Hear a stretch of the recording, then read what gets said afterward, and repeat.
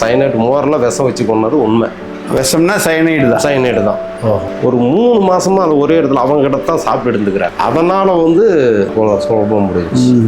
வீரப்பன் வந்து ராஜ்குமார் கடத்தல கோடிக்கணக்கான பணம் வாங்கினதாகவும் அந்த பணத்தை வந்து வீரப்பன் உன்னோட ஃபேமிலிக்கு கொஞ்சம் 30 லட்சம் 20 லட்சம் நல்லா பிரித்து கொடுத்து அவங்க டோசர் கீசர் எல்லாம் வாங்கிட்டு இருந்தாங்கன்னு அப்போ ஒரு பேச்சு இருந்தது. அதே மாதிரி சேத்துக்குழியார் குடும்பத்துக்கு கொடுத்துருக்கலான்னு இந்த ரெய்டு நடந்திருக்குமோன்னு எனக்கு அப்படிதான் இல்லைங்க. அப்படி அதை எப்படி சேத்துக்குழி குடும்பத்துக்கு மட்டும் வீரப்பன் காசு கொடுக்காம விடுவார்? ஊரே சாப்பிட்டு இருக்குது அவர் காசை.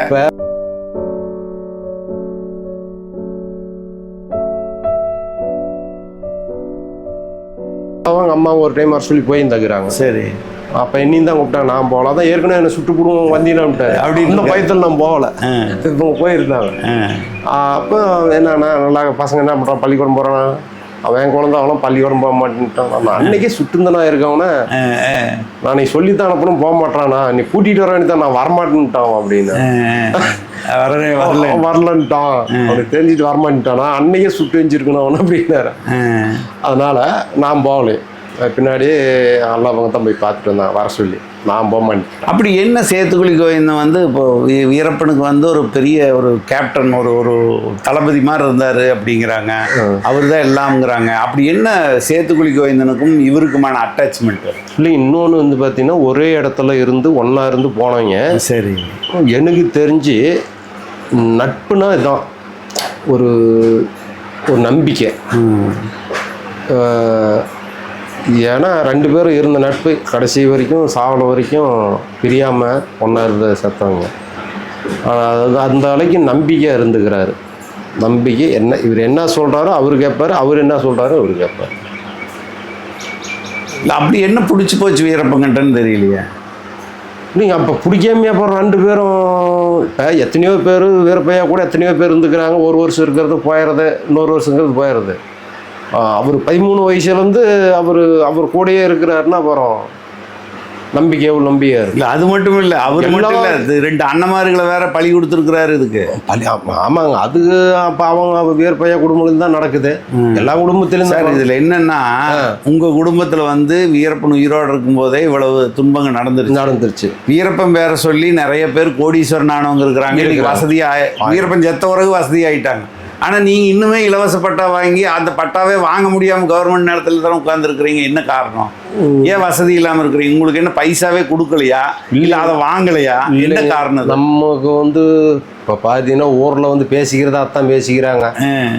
அவங்களுக்கு ஏன்னா வீரப்பன் காசு விடுதலை புலி காசு தான் பெருசாக தமிழ்நாட்டில் பேசுவாங்க. இல்லை இப்போ இங்கே நம்மளையே இங்கே வந்து நம்ம காதுக்கு ஒரு மாதிரியே பேசுகிறாங்கல்ல. இவங்களுக்கு என்னடா வீரப்பன் பணம் வந்துருச்சு, இவங்கட்டெல்லாம் வீரப்பன் பணம் இல்லை. இப்போ நான் வந்து பார்த்தா நீங்கள் வந்து ஒரு இதில் தானே உட்காந்துருக்குறீங்க. அதெல்லாம் கேட்குறேன் நான். வீரப்பன் பணம் வந்துருச்சுன்றாங்க. நாம் வந்து வீரப்பன் பணம் தான் நாம் எப்படிங்கிறோங்க. நம்ம வந்து அவங்க குடும்பத்தை சார்ந்தவங்கள அவளுது அதை ஒன்று தானே அவளுத. மற்றபடி அவங்க வந்து நம்மளுக்கு அவங்க கொடுத்தாங்க அதை பண்ணினாங்க அந்த இதெல்லாம் இல்லை. அப்போ சேத்துக்குழி கோவிந்தன் நீங்கள் போய் பார்க்கும்போது உங்கள் சித்தப்பா வந்து இந்த செலவுக்கு வச்சுக்கணும் ஒரு 10-20 கொடுப்பாரா? 20 ரூபா கொடுப்பாரு, 50 ரூபா கொடுப்பாரு. அவ்வளோதானா? ஆமாம். சின்ன பையன் தாங்களா செலவு. அப்போ வந்து வீட்லேயே வந்து 4 நாள் தான் கொடுப்பாங்க. அவங்க 10 ரூபா 50 ரூபா கொடுத்து பெரிய விஷயம் இல்லை. இந்த கருப்பு கலர் நோட்டு 10 ரூபா நோட்டு அது மாதிரி. சரி, இப்போ கடைசி காலத்தில் இப்போ எல்லா பிரச்சனைகளையும் விதமாக பேசுகிறாங்க. வீரப்பன் இறந்த அந்த கடைசி காலத்தில் என்ன நடந்தது? உண்மையில் வந்து அவர் என்கவுண்டர் பண்ணப்பட்டாருங்கிறாங்க, கண் சிகிச்சைக்கு போனாங்கிறாங்க, கண் சிகிச்சை பண்ணுறேன்னு ஏமாற்றிட்டாங்கங்கிறாங்க, ஆம்புலன்ஸில் வச்சு சுட்டு கொண்டாங்க, தயிரில் மோரில் விஷம் வச்சு கொண்டாங்க. இதில் என்ன தான் நடந்து ஒரு 6 மாதமாக? நீங்கள் அதை பற்றி நிறைய பேசியிருக்கீங்களா? இல்லை பேசிக்கிறேங்க. இது உண்மையிலேயே மக்களுக்கு எல்லாத்துக்கும் 100க்கு 90% 100% தெரியும். இது என்னன்னா இவங்க வந்து யார் வீரப்பனையாவை என்கவுண்டர் பண்ணி கொள்ளலை. அவங்க இதை வந்து சைனட்டு வச்சு மோரில் விஷத்தை வச்சு தான் கொன்னது. அது எல்லாத்துக்குமே தெரியும். இது எந்த ஏரியாவில் இந்த சம்பவம் நடந்தது? இது வந்து சிங்காபுரத்தில் சொந்த ஊரில் தான். அங்கே தான் நடந்தது. இது வந்து எல்லாத்துக்கும் தெரியும். பொய் வந்து ஒரு உண்மை வந்து எவ்வளோ நாளைக்கு மறைக்க முடியாது. இன்னைக்கு வரைக்கும் வீரப்பன் உயிரோட வாழ்ந்துட்டு இருக்கிற காரணமே, இறந்த பிறகு 25 வருஷம் வாழ்ந்துட்டு இருக்கிற காரணமே வீரப்பன் மரணத்துல இருக்கிற மர்மம் தான். அப்போ அதெல்லாம் ஒழிச்சு வச்சிருக்காங்க. அங்க என்னதான் நடந்துன்னு உங்க காதுக்கு எப்படி வந்துச்சு? எப்படி இறந்தாங்க? ஆமா இல்லைங்க, ஏன்னா எங்களுக்கு தெரியுமில்ல அரச பக்கம். ஸோ என்ன நடந்துச்சு, உண்மை பொய்யும் மறைக்க முடியாது இல்லைங்க. பொய் எத்தனை நாளைக்கு பொய்யை பேசுவ? உண்மை ஒரு நாள். அன்னைக்கு இறந்த அன்னைக்கு உங்களுக்கு எப்படி தகவல் வந்து? இறந்த அன்னைக்கு பார்த்தீங்கன்னா இந்த ஊருக்கு எல்லாத்துக்கும் தெரியும். சம்மந்தமே இல்லாத ஆம்புலன்ஸ் போகுது வருது. அதே மாதிரி கோயந்துப்பாடியில் பார்த்தீங்கன்னா அந்த 10 மணியார் காலையில் 10 மணியார சரி, அதுக்கு மேலே வந்து எவனும் மருந்து மாத்திரை எடுத்துகிட்டு போகிறாங்களா செக்கப் போலீஸ், எவனும் ஃபுல் செக்கப். அன்னைக்கு சாயங்காலம் வரைக்கும் எவனும் மருந்து மாத்திரை எடுத்துகிட்டு போகிறானா, ஏன்னா அவங்க கொடுத்துட்டாங்க, ஒருவேளை தெரிஞ்சு கொண்டு போய் காப்பாற்றி விடுவாங்க, பொழைச்சிக்குவாங்க அப்படின்றதுக்காக இதெல்லாம் நடந்துச்சு. மக்களுக்கு எல்லாத்துக்கும் இன்னைக்கு கோயந்துப்பாடில் போய் இன்னைக்கு விசாரிச்சாலும் கடையில் அத்தனை பேர் சொல்லுவாங்க இந்த அதிரடி படம் என்னென்ன பண்ணுச்சுன்னு எல்லாத்துக்குமே தெரியும். அப்புறம் ஆம்புலன்ஸு போனது, திருப்பி மறுபடியும் எடுத்துக்கிட்டு வந்தது, எடுத்துகிட்டு வந்து சிங்கப்பூருக்கு மறுபடியும் வந்தது, இதெல்லாம் எல்லாத்துக்குமே தெரியும். இல்லை இப்போ அவர் ஆம்புலன்ஸில் நைட்டு கொண்டு வர்றாங்க, அன்னைக்கு முன்னத்த நாள் காலையிலேருந்தே இந்த மருந்து மாத்திரை எடுத்துகிட்டு போகிறாங்களாங்கிறதெல்லாம் செக்கிங் நடந்துட்டு. அது நடந்தது எப்படின்னா 18ஆம் தேதி தான் அவங்க வந்து அங்கே சுடுறாங்க. 17ஆம் தேதி காலையிலேயே இங்கே நடத்தி விட்டாங்க. சரி, எப்போ காலையிலேயே அன்னைக்கு நைட்டு பிளான் போட்டு 16ஆம் தேதி நைட்டு 17ஆம் தேதி காலையில் முடிச்சுட்டு ஆம்புலன்ஸும் எடுத்துகிட்டு வந்துட்டாங்க. அந்த ஆம்புலன்ஸும் பார்த்தீங்கன்னா ஆம்புலன்ஸு கிடையாது, போலீஸ் வேணும். ஆம்புலன்ஸே இவங்கள உடனே காலை பெயிண்ட் அடித்து எல்லாம் தெரியாது எழுதிக்கிட்டு கூட உருப்படியாக வந்து ஒரு ஆம்புலன்ஸையே கொண்டு வரல. உண்மை எப்படி மறைக்க முடியும்? அதான் பொய்ன்னு தெரியுது, அதில் ஏதோ ஒரு வரும்ல. அப்படி வந்து கொண்டாந்து 17ஆம் தேதி காலையிலேயே சைனைட் வச்சு முடிச்சுட்டாங்க. இது யார் பண்ணினது? உறவுக்காரங்களா யாருங்கிறாங்க? அது சைனைட் கொடுத்தது உறவுக்காரங்க தான் கொடுத்துக்கிறாங்க. இல்லை போலீஸ் இன்ஃபார்மரான போலீஸ் இன்ஃபார்மர்னா அவன் பணத்துக்கு ஆசைப்பட்டு இல்லை உயிருக்கு பயந்து நம்ம குடும்பத்தை எதனா பண்ணி போடுவாங்க அப்படின்றதுக்காக கொடுத்து அரசாங்கம் வச்சு பண்ணி விட்டாங்க. அரசாங்கம் பண்ண என்ன காரணம், கடைசியில் வந்து இது வெளியில் தெரிஞ்ச அரசாங்கம் கெட்ட பேர் ஆகி பெருமல். ஒரு தீவிரவாதியாகவே இருந்தாலுமே அந்த வேலையை பண்ணக்கூடாதுல்ல. நீ சுடலாம், குடிக்கலாம், என்கவுண்டர் பண்ணலாம், அது வேற. நீ சாப்பிட்றதுல சைனைட் வச்சு கொண்டாது எப்படி? அது மாதிரி நடந்தது தாங்க அது. ஆனால் கூடிய விரைவில் உண்மை வெளியே வரும். சரி, வீரப்ப சாகுற அன்னைக்கு வீரப்பனும் சேத்துக்குழி கோவிந்தனா அவர் இன்னொருத்தர், அவர் பேர் சேதுமணி 4 பேர் இறந்த அன்னைக்கு உங்கள் வீட்டுக்கு எப்படி தகவல் வருது? அப்போ உங்களுக்கு என்ன வயசு? நான் பார்த்தீங்கன்னா நான் ஓமலூரில் வேலை செஞ்சுட்டு இருக்கிறேன். அப்போ எனக்கு 21 வயசு. 21 வயசு சாவமேதம். நான் ஓமலூரில் வேலை செஞ்சுட்டு இருக்கிறேன். டிவியில் நியூஸை பார்த்து தான் நான் வரேன். இங்கேருந்து அப்பா அம்மா கிளம்பி அங்கே போயிட்டாங்க தருமபுரி. நான் நியூஸை பார்த்துட்டு தான் போகிறேன். சரி. அப்போ என்ன சொன்னாங்கல்ல?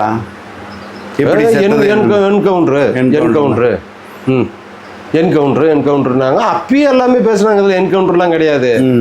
என்கவுண்டர்லாம் வேனில் ரத்தம் இருக்கணும், ரத்தமும் இல்லை, எப்படி என்கவுண்டர் இருக்கும்? ரத்தமே இல்லை வச்சு கொண்டு விட்டாங்களே. செத்த பாடி கொண்டு போய் கொண்டா எங்கேங்க? செத்த உடனே ரத்தம் உறைஞ்சி போயிடும். சரி, நீங்கள் அன்னைக்கு பாடியெல்லாம் எப்போ வாங்கினீங்க, என்ன பண்ணீங்க? பாடி அன்னைக்கே அவங்க போஸ்ட்மார்ட்டம் பண்ணி எடுத்தான்ட்டாங்க. அவங்களே தான் கொண்டாந்தாங்க, நாங்கள் எடுத்துகிட்டு வரல. எப்படி? கவர்மெண்ட் உங்கள் கையில் தானே ஒப்படைப்பாங்க?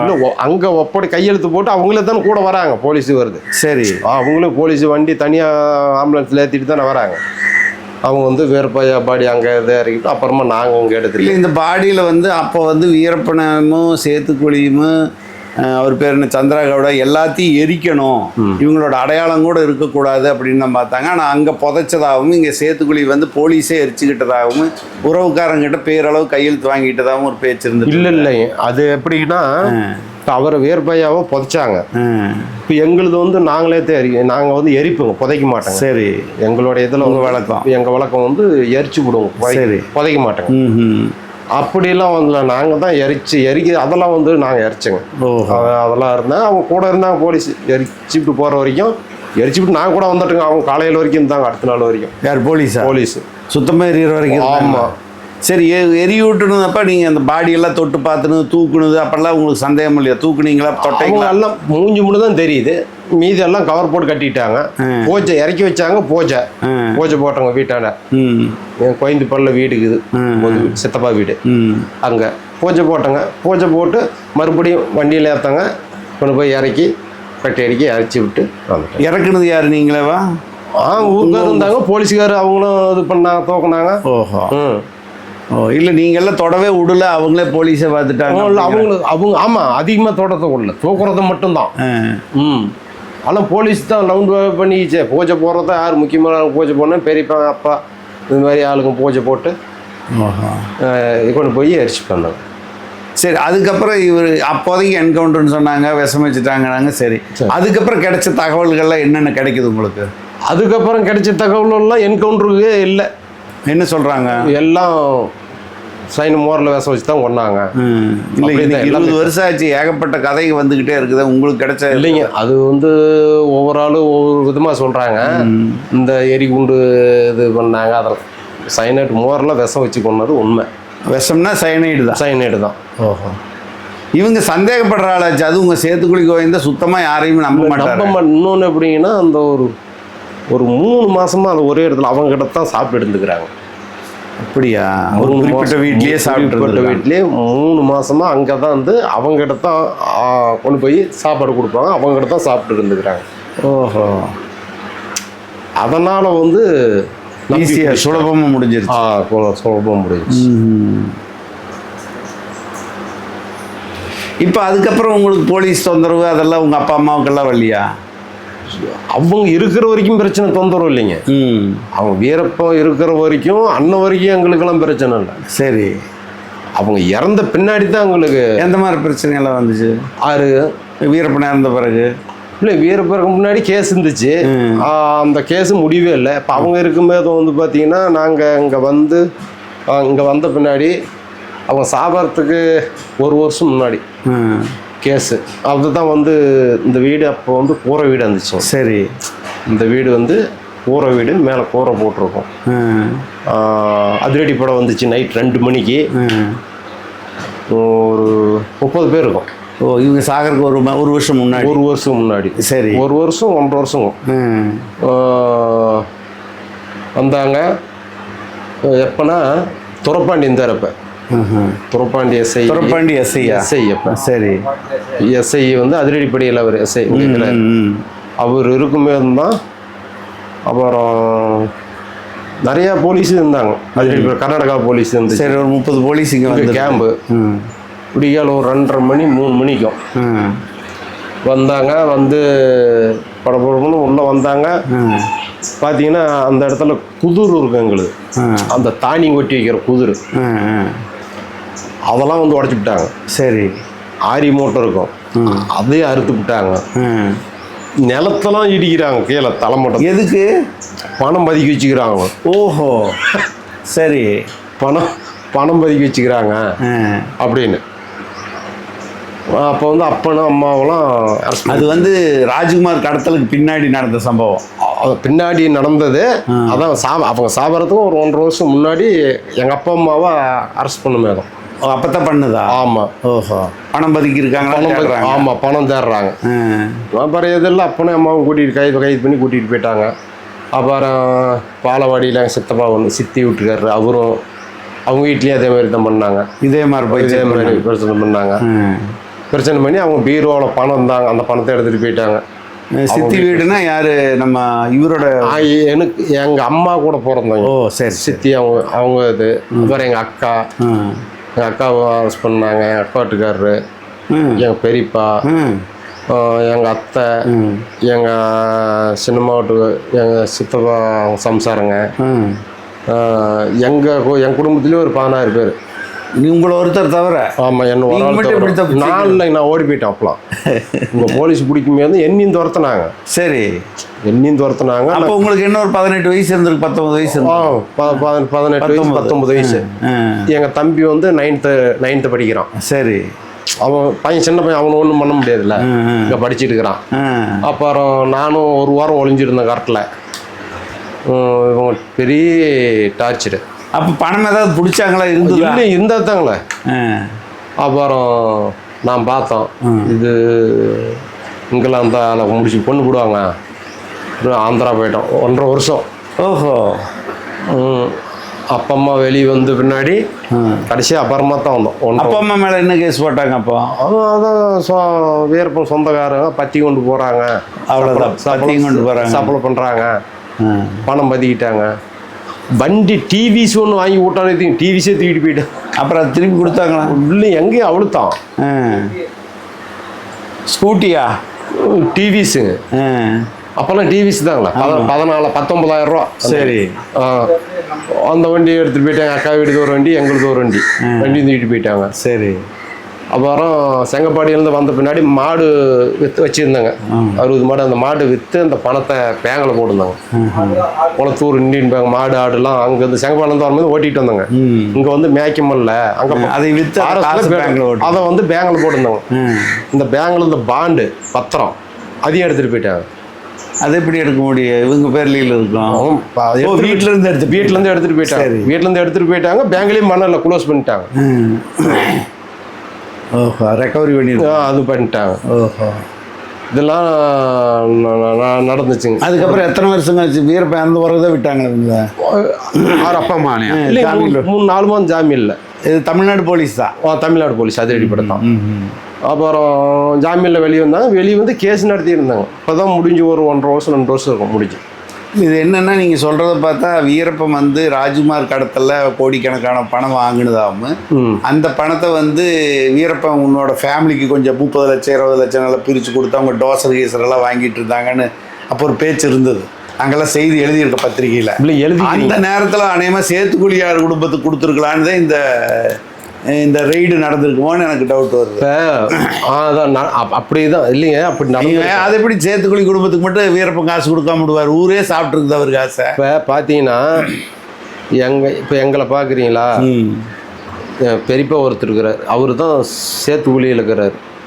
மறுபடியும் அவர் சொந்த ஊருக்கே இப்போ தான் போனார் அவரும். ஓஹோ. நானும் சொந்த ஊருக்கே போயிடண்டான்னு சொல்லி எங்கள் குடும்பத்திலேயே அவர் ஒருத்தர் தான் இப்போ சேத்துக்குழியில் இருக்கிறார். சரி. இன்னொருத்தர் பார்த்தீங்கன்னா கோயந்தபாடியில் இருக்கிறாரு. சென்ராஜ் விட்டார், போய் பாருங்க. அவங்க ஓட்டு வீடு, பழைய ஓட்டு வீடு. அவர் கோயந்தபாடியில் இருக்கிறாரு. இன்னொரு சின்னம்மா வந்து செட்டிப்பட்டி சின்னம்மா. அவர் குழந்தை பையன் கட்டி வச்ச வீட்டை விற்று விட்டாங்க. கடனாகி விற்று விட்டு இப்போ வேற இடத்துல ஒரு வீடு கட்டி இப்போ போய் இருக்கிறாங்க. சரி. இன்னும் பார்த்தீங்கன்னா எங்கள் அத்தையும் 2 அத்தையும் இருக்கிறாங்க. ஒரு அத்தை வந்து லக்கம்பட்டி, இன்னொரு அத்தை பெருமா கோயில் போயிருந்தோம் அங்கேயே. அவரு சின்ன அத்தை வீட்டுக்காரரும் அவரும் வேறு பேசலாம். தடாவில் 10 வருஷம் இருந்தவர். சரி. ஐயாவுன்றது அங்கே கர்நாடகாவில். அவர் அங்கே ஜல்லிபாளையத்தில் இருந்தாங்க. குடி 10 வருஷம் ஜெயிலேருந்து விட்டு வெளியே வந்தார். அத்தை வீட்டுக்காரர். ஆமாம். அவர் இப்போ பக்கமாக இறந்துட்டார். 2 வருஷம் ஆகுது, 3 வருஷம். இன்னொரு அத்தை வீட்டுக்காரரு அவர் லக்கம்பட்டியில் அவரும் இறந்துட்டாரு. அவருக்கு கேஸ் எல்லாம். ஆமாம், வேறு பேசால் தான் அவரும் இறந்துட்டாரு. அவருக்கு கேஸ் உள்ள இருந்து ஜெயிலுக்குள்ள இருந்தாரு. அவரு வந்து வெளியே வந்து அவரும் இறந்துட்டாரு. இப்போ பார்த்தீங்கன்னா 2 அத்தை வீட்டுக்காரர் அங்கே. இப்போ போய் பார்த்தீங்கன்னா எங்கள் ஃபேமிலியில் எல்லாத்தையும் பாருங்க எப்படி இருக்கிறாங்கன்னு. இப்போ நீங்கள் என்ன, உங்கள் அப்பா என்னதான் சொத்து சம்பாரிச்சு வச்சாரு? ஒன்றும் இல்லை. எதுக்கு தான் அப்புறம் சேத்துக்குழி கோவிந்தம் வந்து வீரப்பன் கொண்டு தானே? அது என்ன கடனா, கடமையா, இல்லை தெய்வீகமா? அது என்னது என்னன்னு அவரை தான் கேட்கணும். இப்போ பார்த்தீங்கன்னா இங்கே நாங்கள் இருக்கிறத பார்த்தீங்கன்னா இது கெவர்மெண்ட் வந்து இப்போ இந்த இதெல்லாம் இல்லைங்க, புறம்போக்காக இருந்தது. அப்போ வந்து இல்லாதவங்க வீடு கட்டிக்கலாம்னு சொல்லி அன்னைக்கு நாங்கள் பிடிச்சி இங்கே வந்து வீடு கட்டணும். ஓஹோ. இங்கே வந்து இந்த வீடு கட்டின வீடு இன்னும் பட்டா கிடையாது. இப்போ இந்த ஊரில் பார்த்தீங்கன்னா உள்ள அந்தான முன்னாடிக்கிறவங்களுக்கு தான் இப்போ பக்கமாக பட்டா வந்துக்குது. அது எப்படின்னா 3/4 சென்ட் 1 சென்ட்டுக்கு பட்டா கொடுத்துக்கிறாங்க. அதுவும் 5 பட்டா இல்லை, தோராயப்பட்டா தான் கொடுத்துக்கிறாங்க. சரி. இன்னும் பட்டா வந்து கொடுக்கல. இன்னும் பட்டா இல்லாமல் தான் இருக்கிறாங்க. இதே மாதிரி தான் பார்த்தீங்கன்னா ஒவ்வொருத்தரும் போய் பாருங்க இந்த நிலமையில தான். நீங்கள் எத்தனை பேர் அண்ணன் தம்பி? நாங்கள் வந்து நான் ஒருத்தன் தான். இப்போ 2 பேர். அக்கா 1. அக்காவை பார்த்தீங்கன்னா சிங்கிளி மோட்டில் கொடுத்துக்குது, தருமபுரி மாவட்டத்தில் நெருப்பூர் பக்கம். நான் 1. தம்பியும் தான். தம்பி இறந்துட்டான். அவர் கல்யாணம் இல்லாமல் இறந்துட்டாரா? ஆமாம், ஒரு 11 வருஷம் ஆகுது. ஓஹோ. ஒரு வருஷம் எத்தனை வயசில்? 11 வயசு ஆகுது. 11 வருஷம் ஆகுது இறந்து. ஓஹோ. அவர் என்ன வயசில் இருந்தார்? அவங்க இறக்கும்போதும் வயசு ஒரு 27க்கும். கல்யாணம் இல்லை அப்போ? கல்யாணம் இல்லை, கல்யாணம் பண்ணாங்க. அது குழந்தை குட்டியெல்லாம் இருக்கு? குழந்தைங்களாம் இல்லை. கல்யாணம் ஆகி 2 வயசு ஆயிடுச்சு. இப்போ உங்களுக்கும் என்ன தொழில்? நாங்கள் வந்து மேசன் வேலை, கொத்தனார் வேலை தான் செய்கிறோங்க. ஓஹோ. இப்படி அப்போ என்னதான் ஒன்றுமே சோர்ஸ் இல்லையே, இப்படி ஒரு கூலி வேலையாக தான் இருக்கிறீங்க? ஆமாங்க. இதே வீரப்பனோட சுற்று வட்டாரமெல்லாம் ஒரு அளவுக்கு வசதியாக இன்றைக்கி அரசியல் தலைவர்கள் எல்லாம் இருக்கிறாங்க, அவங்ககிட்ட பொருளாதாரம் இருக்கிறாங்க. நம்மகிட்ட எல்லாம் நாங்கள் இப்படி இருக்கிறோங்க. இப்போ எல்லாத்துக்குமே தெரியுங்க. இப்போ நம்மளுக்கு எல்லாத்துக்குமே தெரியும் நாங்கள் என்ன நிலைமையில இருக்கிறோம் அப்படின்னு தெரியும்.